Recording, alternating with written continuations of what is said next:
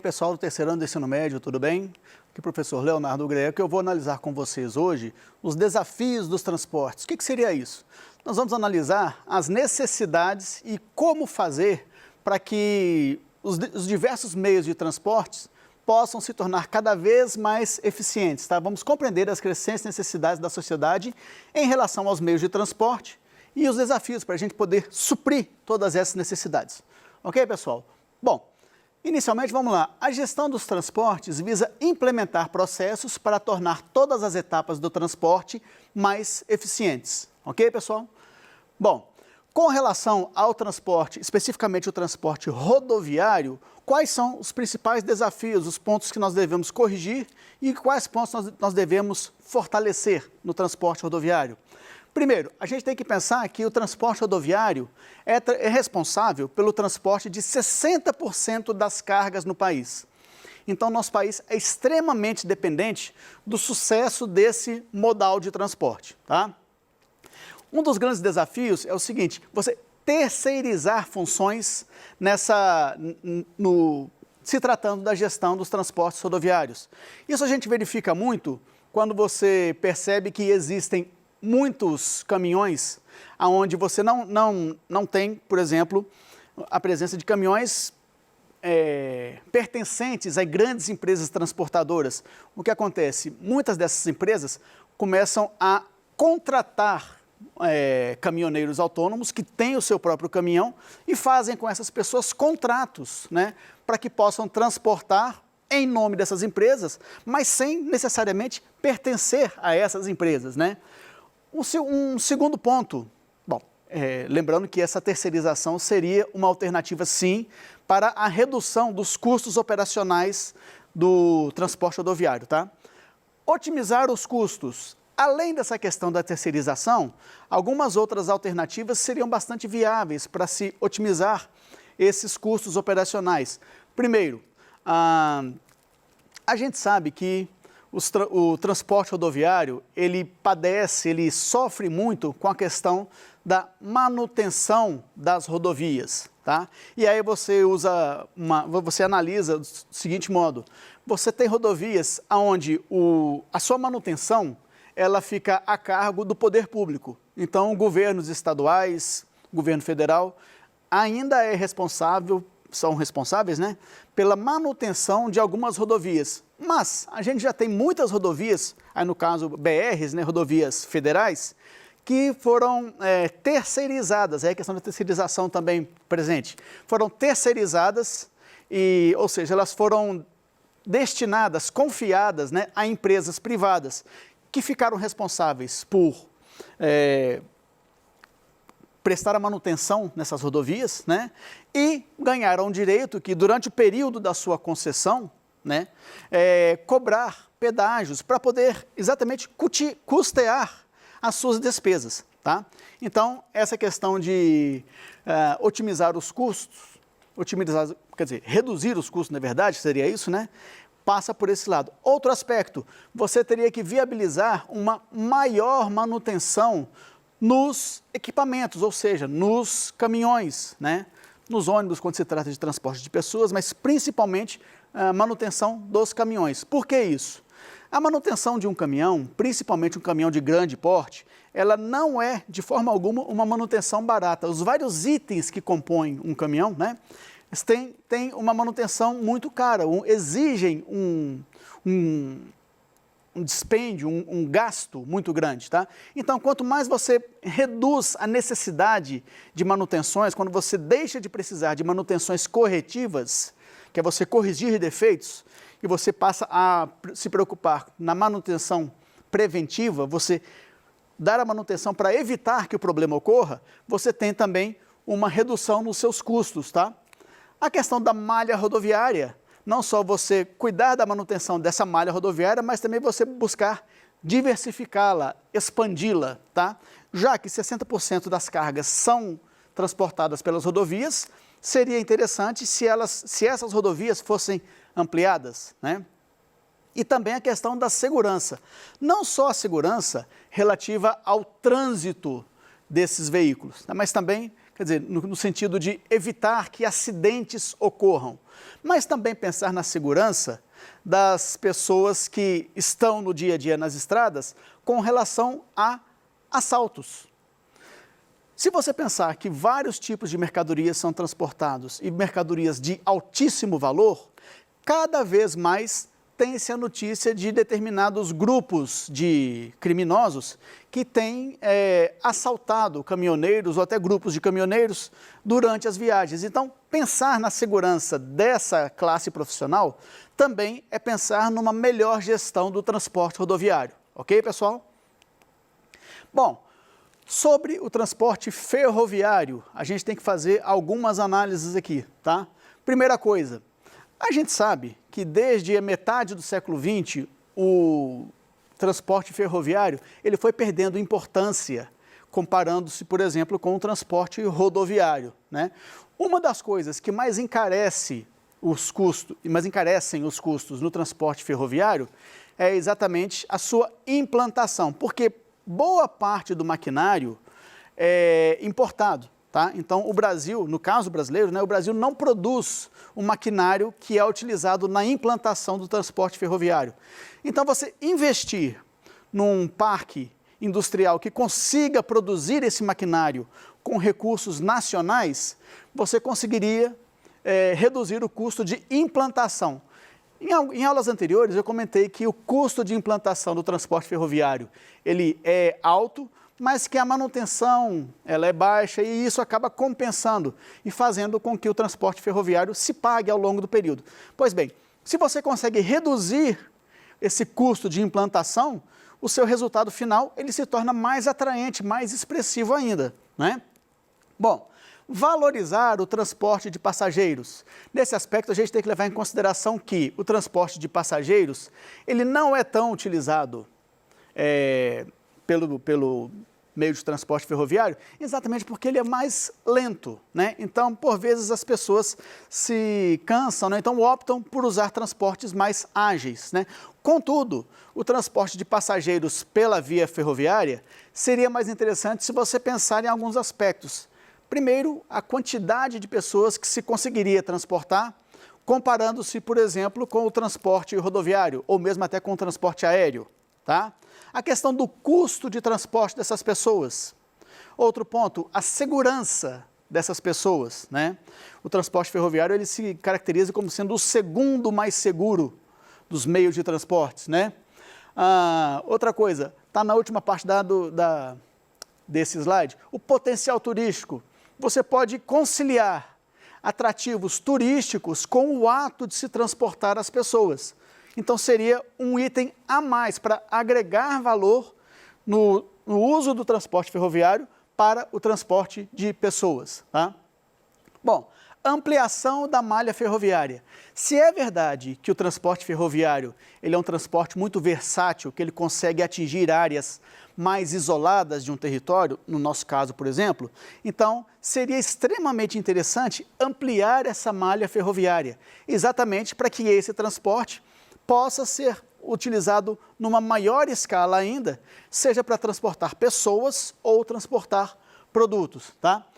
Atualizar o valor do frete é algo extremamente importante, porque, afinal de contas, é entre aspas, o ganha-pão de quem trabalha nessa área, né?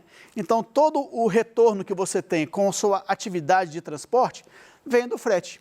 E quando você atualiza valores, você está valorizando, óbvio, né? Você vai estar incentivando, né? Dando um motivo a mais, estimulando o investimento nesse tipo de transporte, tá? Ele se torna atraente economicamente, tá? Bom, modernizar o maquinário, nem se fala, né? Quanto mais modernas forem as máquinas, quanto mais modernos, mais eficientes forem os equipamentos, mais facilmente vai ser utilizado esse tipo de transporte, ele vai ter mais resultados, ele vai ser menos poluente, isso é extremamente importante nos dias de hoje, né? E vai ser mais seguro também. Então, em todos esses aspectos, a sua eficiência se torna maior.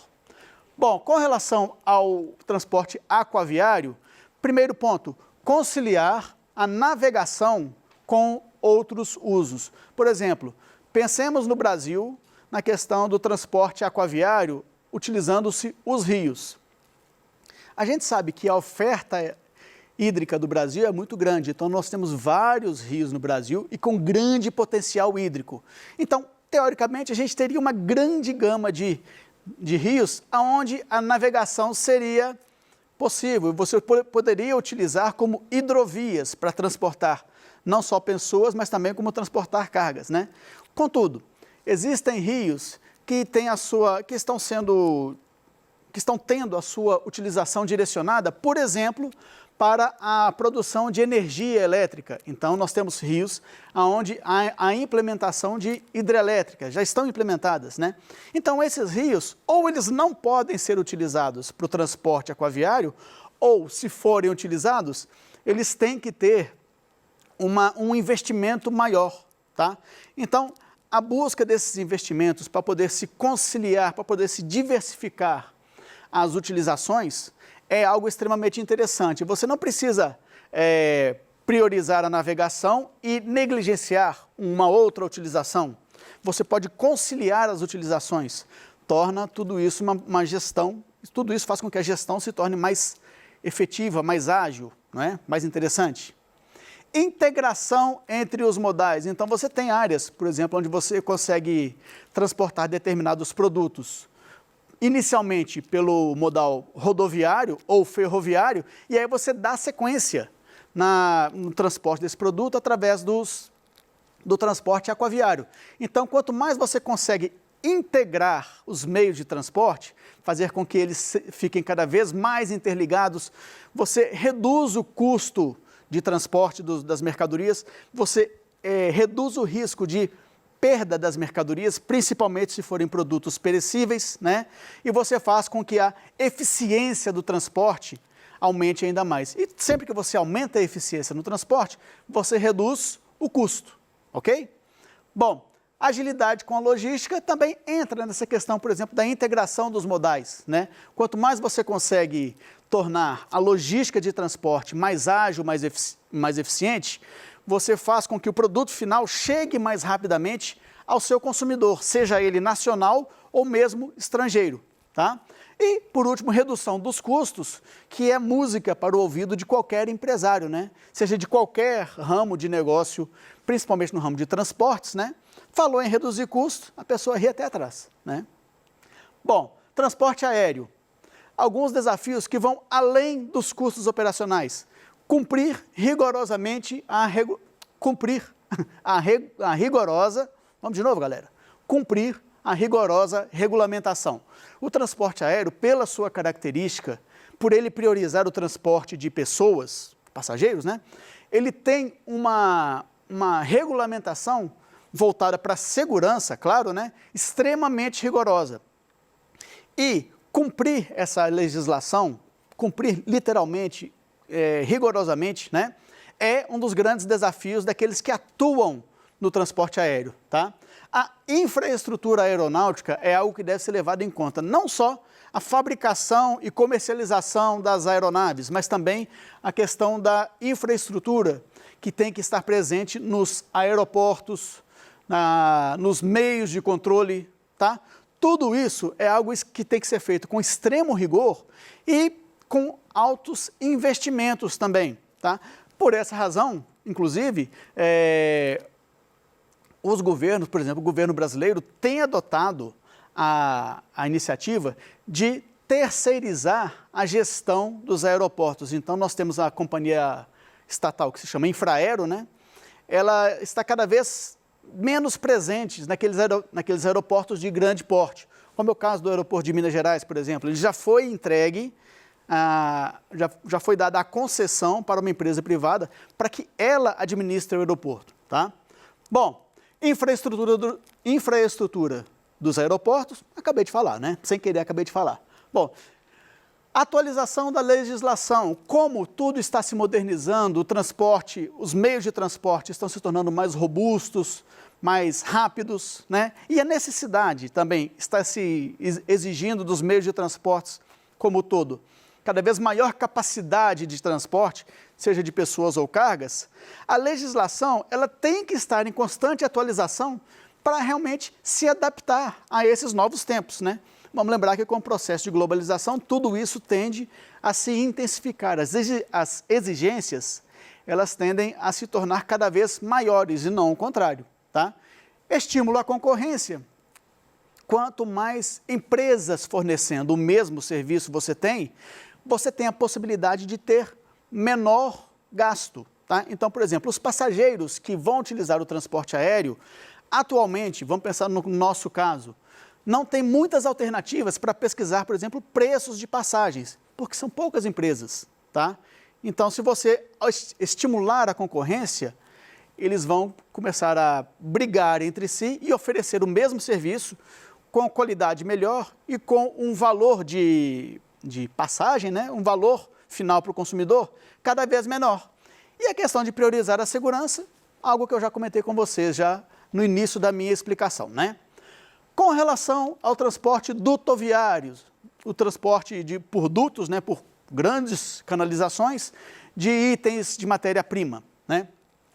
É um transporte mais lento, ele tem menor capacidade e menor disponibilidade. Aonde você implanta um aqueduto, oleoduto, alguma coisa assim, você não tem possibilidade de implementar outra coisa ali. Então, ele tem a sua implementação ela é muito restrita. E isso, se for revisto, torna esse transporte mais atrativo. Ele tem um elevado custo fixo, por exemplo, você gasta com desapropriação de terrenos para a sua implementação, tá? Risco de acidentes ambientais, levando-se em conta o tipo de produto que se transporta por esse meio, tá? Se houver um acidente, normalmente o risco é iminentemente ambiental e às vezes os danos são bastante expressivos, tá? Não podem ser readaptados, então, por exemplo, um oleoduto, ele é um oleoduto do início ao fim da sua operação, tá? E é necessário que se amplie esse tipo de transporte para que ele se torne realmente algo bastante atraente, algo bastante eficiente na questão da quantidade e do valor para se utilizar como meio de transporte. Ok, pessoal? Bom, tudo isso dito, vamos analisar aqui rapidinho.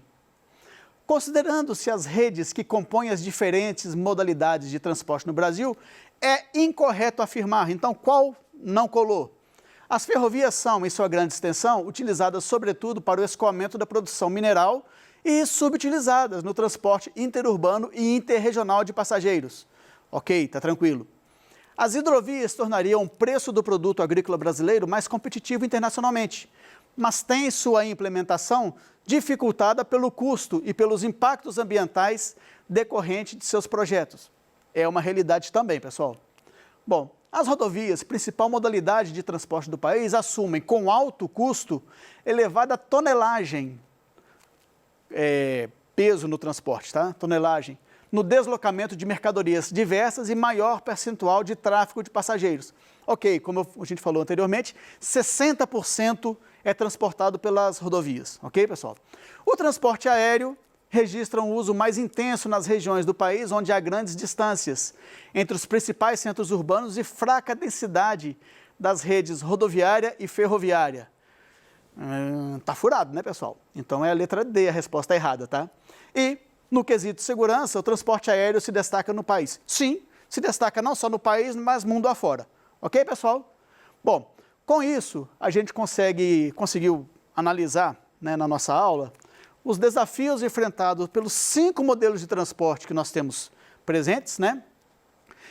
Com foco principal no Brasil, nas necessidades que a gente tem que implementar, né, para tornar os meios de transporte no Brasil mais competitivos, mais atraentes e de modo a se justificar o seu maior investimento neles, ok? Grande abraço, pessoal, muito obrigado e até a próxima oportunidade.